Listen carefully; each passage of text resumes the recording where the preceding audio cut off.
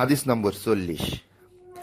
বারাহ ইবনে আজির রাদিয়াল্লাহু তাআলা আনহু হতে বর্ণনা করেন যে নবী সাল্লাল্লাহু আলাইহি সাল্লাম মদিনায় হিজরত করে সর্বপ্রথম আনসারদের মধ্যে তার নানাদের গোত্রে বা মামাদের গোত্রে এসে ওঠেন। তিনি 16-17 মাস বাইতুল মুকাদ্দিসের দিকে ফিরে সালাত আদায় করেন, কিন্তু তার পছন্দ ছিল যে তার কিবলা বাইতুল্লাহর দিকে হোক।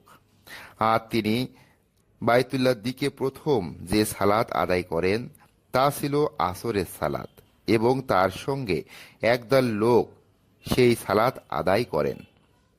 তার সঙ্গে যারা সালাত আদায় করেছিলেন তাদের একজন লোক বের হয়ে এক মসজিদে মুসল্লিদের কাছে দিয়ে যাচ্ছিলেন। তারা তখন রুকু অবস্থায় ছিল। তখন তিনি বললেন, আমি আল্লাহকে সাক্ষী রেখে বলছি যে এইমাত্র আমি আল্লাহর রাসূল সাল্লাল্লাহু আলাইহি ওয়াসাল্লাম এর সাথে মক্কার দিকে ফিরে সালাত আদায় করতে এসেছি। তখন তারা যে অবস্থায় ছিলেন সে অবস্থায় বাইতুল্লাহর দিকে ঘুরে গেলেন।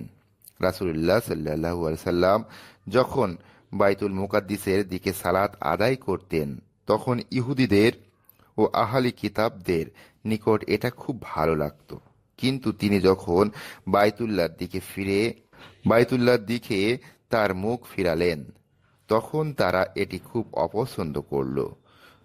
জুহার রহমতুল্লাহ আলাইহি বলেন, আবু ইসহাক রহমতুল্লাহ আলাইহি বারআ রাদিয়াল্লাহু তাআলা আনহু থেকে আমার নিকট যে হাদিস বর্ণনা করেছেন তাতে এ কথাও রয়েছে যে কেবলা পরিবর্তনের পূর্বে বেশ কিছু লোক মৃত্যুবরণ করেছিলেন এবং শাহাদত বরণ করেছিলেন।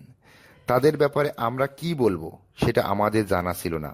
তখন আল্লাহ তাআলা অবতীর্ণ করেন, আল্লাহ তাআলা তোমাদের সালাতকে নষ্ট করবেন না।